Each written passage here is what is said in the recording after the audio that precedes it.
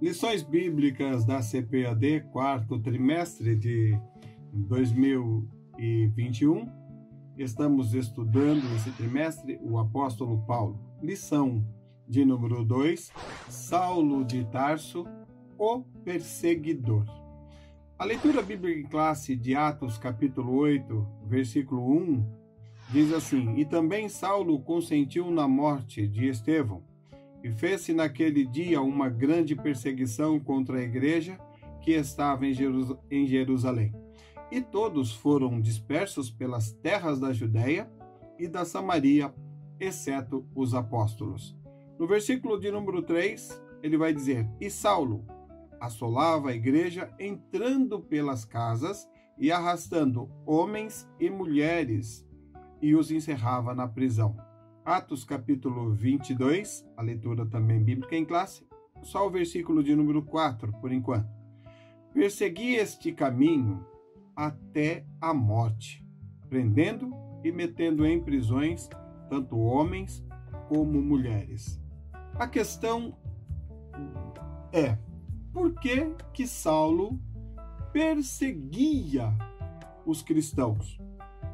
Ele que, no vídeo anterior, quando nós falamos do mundo de Saulo, nós vamos tratá-lo até esta lição como Saulo, a partir da próxima como Paulo.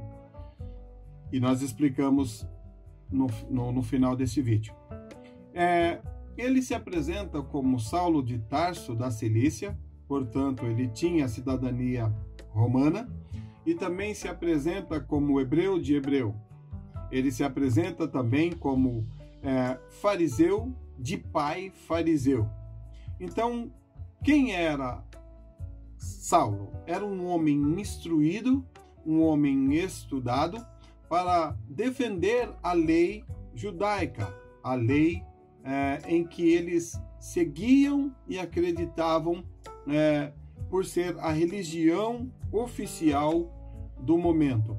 Então, Saulo, ele vai perseguir o povo de Deus, os cristãos, porque para ele, ou para a religião dos fariseus, era difícil eles aceitarem, era impossível os fariseus aceitarem uma outra doutrina que não fosse a deles.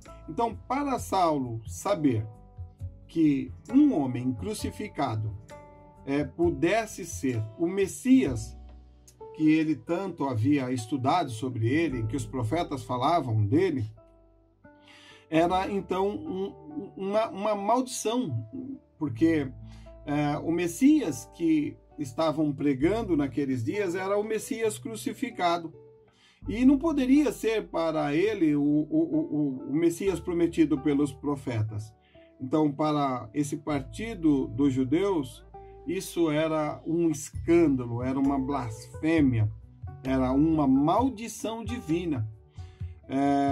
E Jesus, para Saulo, então, era um blasfemo. E ele persegue, então, os cristãos, pensando ser os cristãos aquele que difundia, que disseminava, pois ele ainda não havia conhecido o Espírito Santo, ele ainda não havia conhecido a Jesus, porque nesse momento em que ele conhece a Jesus, aí então ele vai mudar as suas atitudes. Então, por que ele perseguia? Porque era extremamente zeloso da lei, da Torá. Ele não concordava com um homem crucificado ser o Messias prometido pelos profetas do Antigo Testamento, e com isso, para ele, isso era uma blasfêmia. Virou isso para eles uma maldição. Mas a partir do momento em que ele vai encontrar o Senhor, ele vai entender que o Senhor Jesus Cristo assumiu a maldição da lei para nos livrar desta maldição. E ele mesmo vai expressar isso nas lições anteriores. Como era essa perseguição? De que forma que era feita esta perseguição? Essa perseguição era uma perseguição muito violenta, uma perseguição contínua, uma perseguição com torturas físicas, com torturas psicológicas, uma perseguição com apedrejamentos e até a morte, como ele consentiu na morte de Estevão. E ele ainda disse que era contra eles. Então nós vamos ver que nesse texto da lição que nós lemos, no versículo de número 3, ele assolava a igreja, entrando pelas casas e também arrastando homens e mulheres na prisão. Era então uma perseguição contínua, cheia de torturas. No versículo 4 do capítulo 22, ele persegue até a morte. Ele persegue, metendo em prisões homens e mulheres. Ele não tinha escrúpulo. Quem estava contra o partido dos fariseus, quando que era contra a lei judaica, a Torá, ele então perseguia.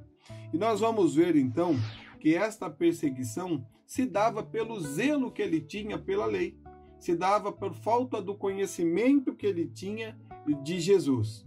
Nós vamos ler Atos dos Apóstolos, capítulo 26, do 9 a 11. Eu vou ler da lição da leitura bíblica em classe, que diz assim, olha: bem tinha eu imaginado que contra o nome de Jesus, o Nazareno, devia eu praticar muitos atos. Ele fala bem claro assim: eu mesmo pensava que devia fazer tudo o que pudesse contra esta causa de Jesus. Eu imaginava que eu deveria fazer tudo isso. Quando você lê a NTLH, ela vai dar essa clareza para você. Eu pensava que eu estava certo fazendo tudo isso. No versículo 10 ele diz assim: o que também fiz em Jerusalém, e havendo recebido o poder dos principais, dos sacerdotes, encerrei muito dos santos nas prisões, e quando os matavam, eu dava o meu voto contra eles. Era terrível a perseguição. Saulo perseguia de uma forma ferrenha, de uma forma dura, de uma forma extravagante os cristãos do primeiro século. E ele diz no versículo 11: castigando-os muitas vezes por todas as sinagogas, os obriguei a blasfemar. Olha o que ele fala: e enfurecido, com muita raiva, eu tinha ódio deles, a NTLH vai dizer, eu tinha ódio deles, e eu enfurecido demasiadamente contra eles, até nas cidades estranhas, até nas cidades diferentes, até longe da minha jurisdição, eu os perseguia, de tal forma que eu não podia parar. Então, para os fariseus, uma doutrina que não fosse a doutrina da religião oficial dos seus dias era então uma blasfêmia. E Saulo então sai a perseguir, sai a buscar os cristãos, a matar, até o momento em que, no vídeo anterior, eu terminei dizendo que a Trindade Santa atuou no encontro com Saulo, na conversão dele. Deus arregimentando, o Espírito Santo apontando quem era e Jesus dizendo: eu vou me encontrar com ele. E Saulo, então, ele, com muita violência, ele perseguiu o povo de Deus, os cristãos.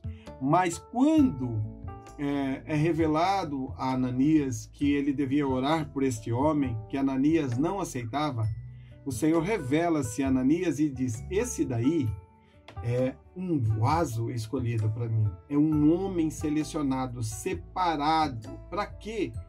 Nós vamos ver na aula passada, na aula que vem, melhor, que ele vai dizer assim, que é um vaso escolhido para levar o evangelho aos gentios, aos da casa de Israel e aos reis, né? Então nós vamos ver isso, que ele tinha essa falha. Mas ele não sabia ainda que mesmo antes da sua conversão, perseguindo o povo de Deus, ele já se fazia o instrumento nas mãos de Deus para a disseminação da palavra de Deus, do evangelho.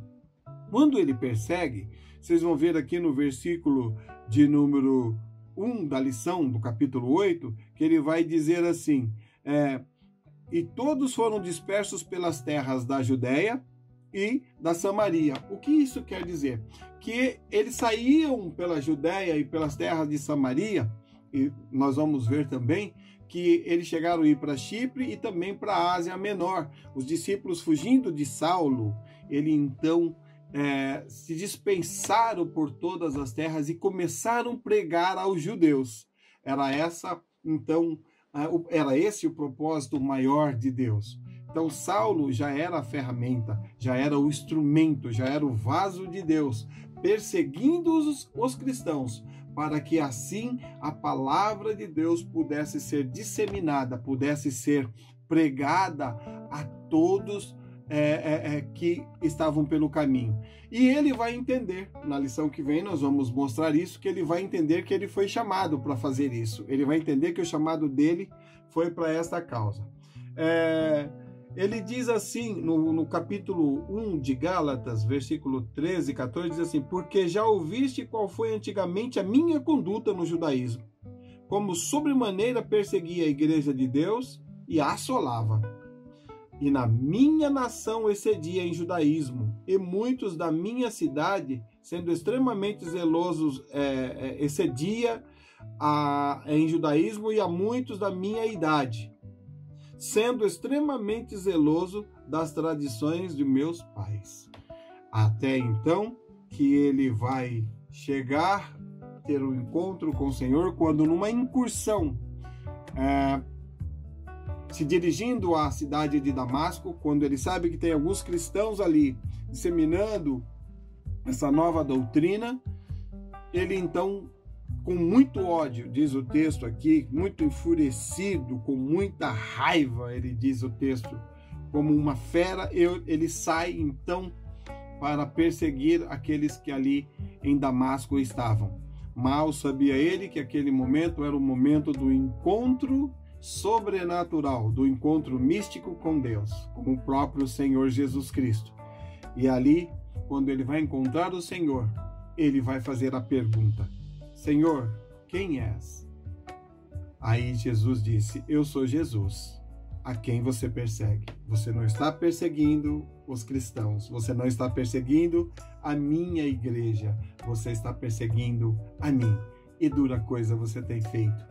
Então, nós vamos ver o encontro maravilhoso de Saulo no vídeo que vem, na aula que vem.